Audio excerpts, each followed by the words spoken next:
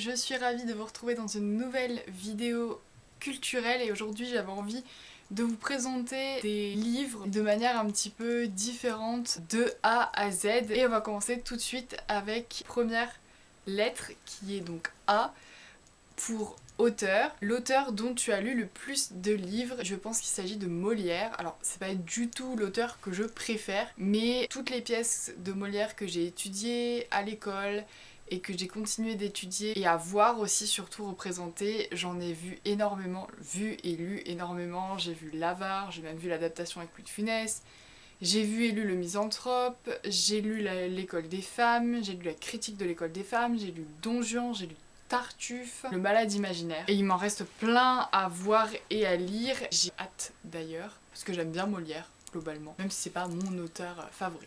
Best, la meilleure des séries. Alors pour moi la meilleure des séries c'est une saga en 5 tomes et c'est La Sélection. Une dystopie qui se passe en fait dans une monarchie après une apocalypse aux États-Unis. C'est le prince ou la princesse doit choisir sa future ou son futur époux parmi une sélection de 35 candidates et donc ces candidates elles vont intégrer le château pendant plusieurs semaines et pendant plusieurs semaines une télé-réalité va les filmer en train d'essayer de séduire le prince et à la fin le prince devra choisir son épouse parmi ces 35 et donc on suit l'héroïne principale qui, vous en doutez, est l'une des sélectionnées et on la suit à travers donc cette aventure. J'ai vraiment adoré cette saga, je la recommande pour tout le monde, pas forcément pour les ados. Je l'ai lu, j'avais 16 ans mais j'ai vraiment très envie de la relire. Pour la lettre C, c'est Current, donc la lecture en cours. Le Grand Maulne de Alain Fournier. Alors j'avais longtemps que j'avais envie de lire ce classique de littérature du début du 20e. Pour l'instant je trouve que c'est assez sympathique mais je pense que ça va devenir un peu plus croustillant par la suite parce que là on commence à parler d'une histoire d'amour. Drink, la boisson qui accompagne mes lectures. Alors comme je lis énormément le matin au réveil, justement pour me réveiller parce que mon cerveau est plus disponible, mes lectures sont souvent accompagnées, souvent même toujours accompagnées d'un petit café, pour e-book ou livre papier. Alors moi clairement je suis une aficionado du livre papier, j'aime le toucher, le sentir, j'aime qu'il m'appartienne en fait, vraiment j'aime pouvoir le posséder. Je préfère avoir matériellement le livre avec moi, d'autant qu'il y a de superbes couvertures, de super beaux livres. Cependant je suis pas du tout contre les e-books parce que ça a plusieurs avantages, je trouve que déjà c'est économique d'une part.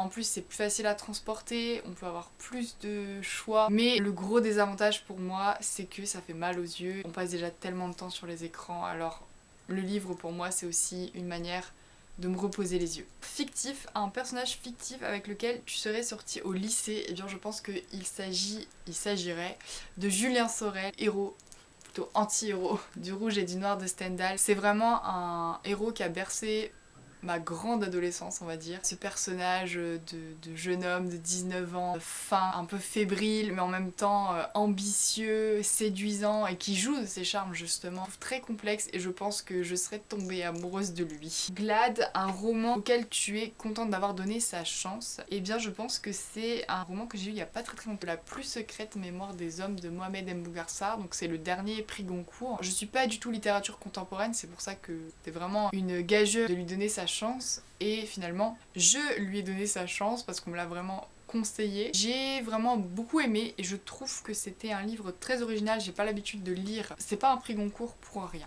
C'est un livre qui mêle à la fois réflexion sur la littérature, sur les racines familiales et ethniques, et en même temps c'est une enquête. H pour Haydn, un roman que tu considères comme un joyau caché. Eh bien je pense qu'il s'agit d'un de mes romans favoris, Une vie de Maupassant. Alors pourquoi je dis joyau caché? Parce qu'en fait c'est un roman de Maupassant. De Maupassant on lit surtout les nouvelles et on laisse un peu de côté les romans, on oublie que Maupassant est un grand romancier de la fin du 19e siècle. Et aussi parce qu'Une vie on l'a trop souvent vu comme un copier-coller de Madame Bovary. Je trouve qu'Une vie est un cran au-dessus de notre chère Emma Bovary. Alors j'adore Flaubert, hein, j'adore Madame Bovary. Comment est-ce qu'on peut faire mieux que Flaubert? Maupassant était vraiment l'élève spirituel de Flaubert, hein. Il admirait. Un petit résumé de Une vie. À 17 ans, radieuse, prête à toutes les joies, à tous les hasards, Jeanne quitte enfin le couvent. Dans le désœuvrement des jours et la solitude des espérances de toutes ces reines, le plus impatient est celui de l'amour. Référence à Madame Bovary. Oh, elle en sait des choses sur le frémissement des cœurs, l'élan des âmes. Elle les a si souvent pressentis, espérés, ces bonheurs-là. Alors, lorsqu'il paraît, le reconnaît-elle sans peine. L'être créé pour elle, Julien, encore un Julien. Le même écho s'éveille en leur cœur. Le mariage scellera leur amour. Mais que suit-elle lorsque le voile se déchire, des grandes étreintes, des secrets d'alcôve, des désirs d'homme? Que sait-elle de l'amour sinon sa poésie? Alors ils se regardent, les illusions, à peine écloses, déjà se fanent et bientôt ne sont plus. C'est une vie qui se déroule. Et ce que j'aime beaucoup dans ce roman, c'est que le titre est vraiment éloquent. On voit vraiment toute une vie se découler et à la fois c'est une vie, mais une vie vide. Bon, je vous en dis pas plus par rapport à ça. Ce roman se clôt sur cette citation: la vie, vous savez, ce n'est jamais si bien ni si mauvais qu'on croit. Un moment important dans ta vie de lectrice. Et je pense que c'est mon inscription à la bibliothèque. Quand j'étais toute petite, je devais avoir 9 ou 10 ans. Et ma mère nous a inscrits avec mon petit frère à la bibliothèque et on y allait tous les samedis. Et à chaque fois, je prenais une dizaine de documents et je les dévorais dans la semaine. C'est vraiment ça qui m'a donné le goût de la lecture. Un roman que je viens juste de finir et il s'agit de Aussi libre qu'un rêve de Manon Fergueton. Alors c'est une dystopie. En cette fin du 21e siècle, l'accès à un métier est régi par la loi des dates de naissance. Ainsi, si vous êtes né en janvier, les métiers les plus cotés vous seront proposés. Par contre, si vous êtes né en décembre, il ne vous restera que les métiers dont personne n'aura voulu. Silnoa et Silney sont deux sœurs jumelles, mais l'une est née le 31 décembre à 23h58 et l'autre dans les premières minutes de janvier. Cela ne les empêchera pas d'unir leurs forces pour combattre la tyrannie des dates de naissance en compagnie de Cléano, jeune chanteur d'un groupe de rock rebelle. Donc c'était vraiment une chouette dystopie. Enfin, ce que j'aime bien en dystopie, c'est vraiment des univers nouveaux, avec chaque fois des règles nouvelles que celles qui régissent notre monde, et c'est ça que j'apprécie beaucoup. Des règles contraignantes bien évidemment, mais ce que j'aime bien c'est voir les héros justement, comment est-ce qu'ils se confrontent à ces règles. Juste ce que j'ai trouvé un peu dommage dans ce livre, ou un peu facile, c'est le fait que tout événement soit un peu facilement amené, enfin une solution arrive assez vite, tout est très attendu dans ce livre, sauf la fin peut-être. Kind, le genre de roman que tu ne liras jamais. Alors, il faut jamais dire jamais, même si je viens de le dire 2 fois, mais le genre de roman que j'aime pas vraiment, c'est tout ce qui est de l'ordre du thriller ou les romans policiers, les romans à enquête. Je trouve que c'est souvent les mêmes canevas. J'aime pas attendre le moment où on révèle qui est le coupable. Le roman le plus long que j'ai déjà lu, il s'agit de Purity de Jonathan Franzen. C'est un livre qui faisait 900 pages. Purity, alias Pip, est étudiante à Oakland en Californie, elle qui a grandi sans connaître l'identité de son père, élevée par une mère qui ne dévoile rien de sa vie. Elle se tourne naturellement vers le journalisme d'investigation. On la dirige alors vers l'allemand Andreas Wolf, un lanceur d'alerte charismatique rappelant par bien des côtés Edward Snowden et Julian Assange. Depuis la base secrète de son ONG en Bolivie, Andreas se livre à des attaques ciblées sur internet, tandis qu'il se rapproche dans une relation trouble. Andreas avoue à Pip son secret, il a tué un homme. Donc j'avais vraiment beaucoup aimé ce roman et d'ailleurs je pense que je le relirai, mais il était vraiment long et complexe pour le coup. Je pense que j'ai loupé pas mal de choses et que ça vaudrait le coup que je le relise pour vraiment le comprendre complètement. Major, le roman qui t'a causé le plus gros book hangover, tu ne pouvais plus lire après ça. En gros, un book hangover, c'est soit un roman qui vous a provoqué une telle émotion que vous avez du mal ensuite à en lire d'autres, soit un roman au contraire qui vous a pas plu ou qui a été trop difficile à lire, au contraire trop bien et qu'après on peut plus du tout lire. Moi j'ai pas vraiment eu de book hangover dans ma vie de lectrice, c'était plutôt les événements de la vie qui faisaient que j'ai arrêté de lire pendant un petit moment. Alors là pour le coup c'est plus un livre qui m'a marqué dans le sens où après je me suis dit ok, faut que je me pose, réfléchisse à tout ça. Il s'agit de Si c'est un homme de Primo Levi, un témoignage dans les camps de concentration pendant la Seconde Guerre mondiale. Vraiment, lisez ce livre. Alors j'adore les livres témoignages, mais quel qu'il soit, un des livres qui m'a le plus marqué, à tel point qu'il y a certaines anecdotes qui sont racontées dont je me rappelle précisément. Très rare que je me rappelle précisément d'un livre, surtout si je l'ai pas relu. C'est malheureux, mais j'oublie beaucoup. Pour le coup, je l'ai jamais relu, je pense que je le relirai un jour, mais il y a des épisodes très précis qui me sont restés en tête. C'est aussi un sujet qui m'intéresse particulièrement, tout ce qui est camp de concentration. Ça peut paraître lugubre, mais vraiment je trouve que là on rentre dans le vif du sujet, on a un témoignage de quelqu'un qui l'a vécu et c'est un témoignage cru. Faut lire pour comprendre ce que c'était véritablement que les camps de concentration. Le nombre de bibliothèques que tu possèdes. Alors, je possède une bibliothèque vraiment dans ma chambre chez mes parents, assez grande et que j'ai constituée tout au long de ma vie. J'en ai une depuis que je suis toute petite. Vu que je vis en appartement, maintenant j'ai toujours une vingtaine de livres que je trimballe, plus mes manuels de cours, dictionnaire, mon gaffio.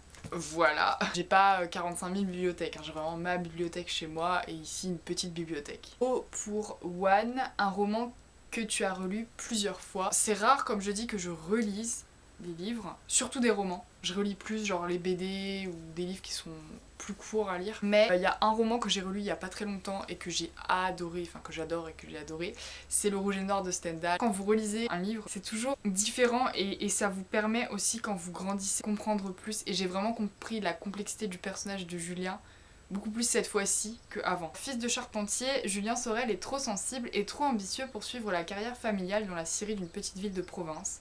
En secret, il rêve d'une ascension militaire similaire à celle de Napoléon Bonaparte. Julien trouve une place de précepteur dans la maison du maire, monsieur de Rênal, et noue une relation interdite avec son épouse. Jusqu'au bout, Julien Sorel verra ses ambitions contrecarrées par ses sentiments, qui le conduiront à sa perte. Je trouve que dans ce livre, il y a beaucoup de contrastes justement. C'est un livre très binaire, hein, qui est en deux parties. Il y a Madame de Rênal, Mathilde Lamolde, il y a le rouge contre le noir, l'habit militaire contre l'habit religieux, les classes populaires, l'aristocratie, l'hypocrisie, l'ambition. Et ce que j'aime beaucoup et ce que j'ai redécouvert aussi, c'est surtout le contexte historique dans lequel s'inscrit ce livre. La France de la Restauration et de la Restauration dure de Charles X. J'avais pas vraiment saisi les enjeux parce qu'à l'époque j'avais pas étudié le 19e. P, ton endroit préféré pour lire, tout simplement mon lit. Je lis quasiment exclusivement dans mon lit. Pourquoi? Parce que genre le matelas déjà c'est tellement confortable.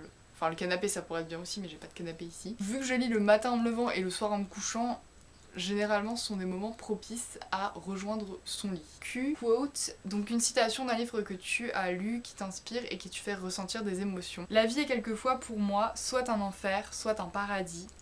Mais quand par hasard, elle n'est ni l'un, ni l'autre, elle m'ennuie. Je m'ennuie. Lucien de Rubempré dans Splendeur et misère des courtisanes de Balzac. Vraiment cette citation, quand j'ai lu, je me suis dit, mais en fait c'est ma vision de la vie là, clairement.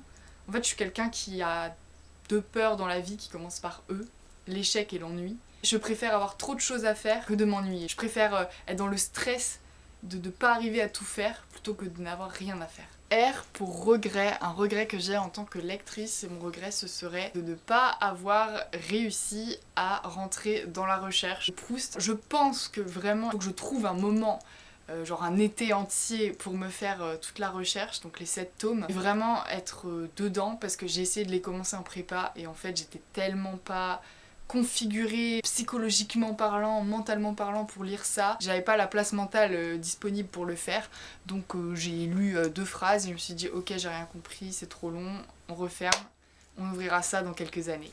S pour série, une série que tu as commencé mais que tu n'as jamais fini. C'est tout bonnement une série que j'ai regardée en série avant de la lire et c'est ma série favorite de tous les temps, c'est Game of Thrones. J'avais acheté le premier tome, j'ai commencé à lire peut-être les 200 premières pages, c'est vraiment des gros bouquins, hein. Je sais plus combien de pages ils font mais c'est énorme. Je pense qu'après avoir vu la série, rien d'autre ne pouvait la remplacer. 3 livres favoris de tous les temps.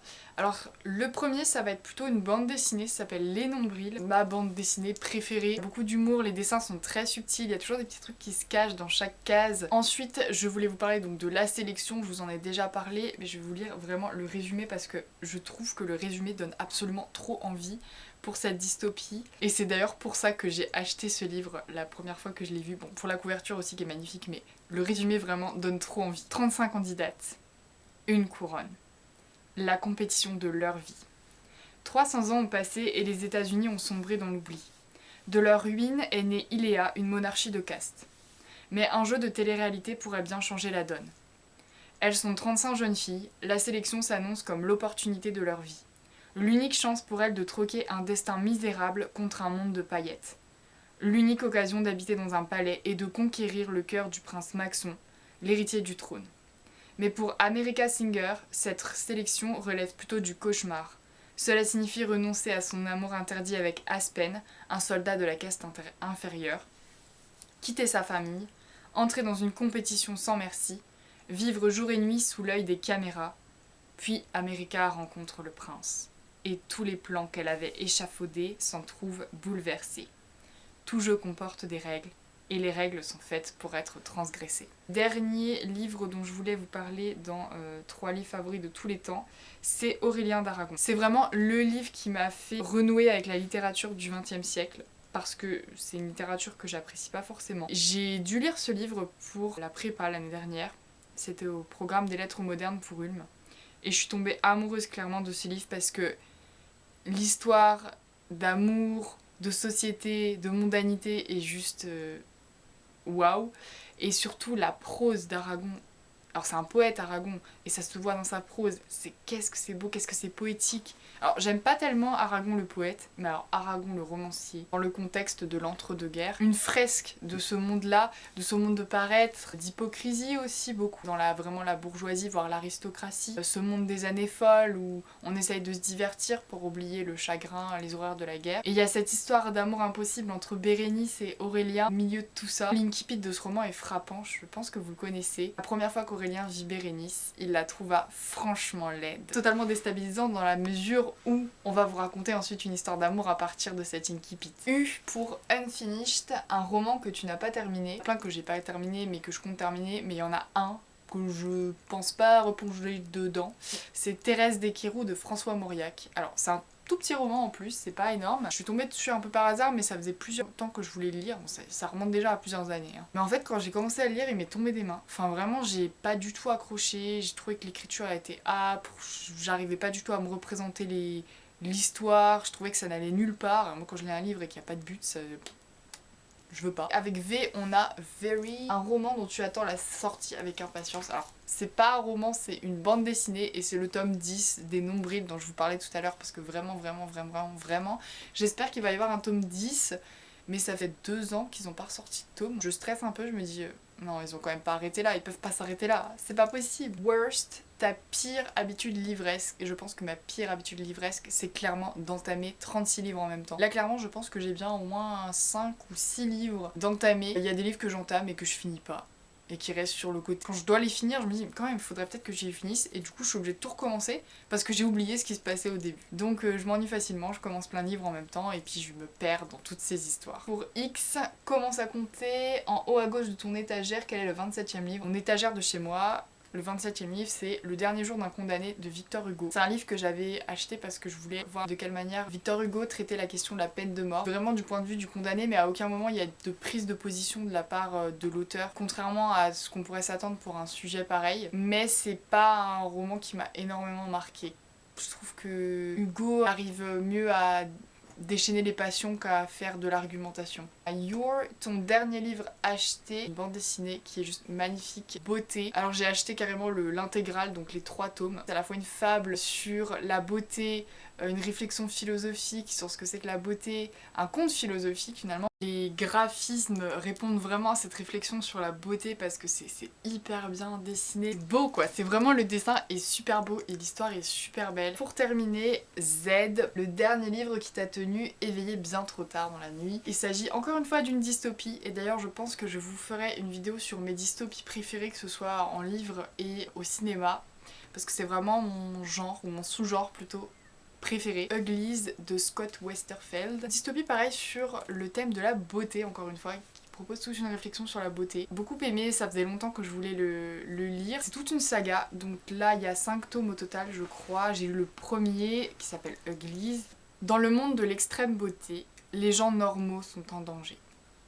Tali aura bientôt 16 ans. Comme toutes les filles de son âge, elle s'apprête à subir l'opération chirurgicale de passage pour quitter le monde des Uglies et intégrer la caste des Pretties. Dans ce futur paradis promis par les autorités, Tali n'aura plus qu'une préoccupation, s'amuser. Mais la veille de son anniversaire, Tali se fait une nouvelle amie qui l'entraîne dans le monde des rebelles. Là-bas, elle découvre que la beauté parfaite et le bonheur absolu cachent plus qu'un secret d'État, une manipulation. Que va-t-elle choisir? Devenir rebelle et rester laide à vie, ou succomber à la perfection. Ce que j'aime bien, c'est vraiment la réflexion sur ce que c'est que la beauté finalement. Est-ce que ça doit correspondre à une norme, à un idéal, et aujourd'hui ça fait vraiment écho dans la société dans laquelle on vit, qui est une société du paraître, le pouvoir, le jeu du pouvoir, et est-ce qu'on peut être rebelle sur aussi la question de ce que c'est qu'être rebelle. Voilà, j'espère que cette vidéo vous aura plu, qu'elle vous aura donné plein d'idées de lecture. N'hésitez pas à commenter si vous aussi vous avez lu certains de ces livres ou que vous avez envie du coup de les lire ou peut-être de les relire. Je vous dis à très vite pour une prochaine vidéo.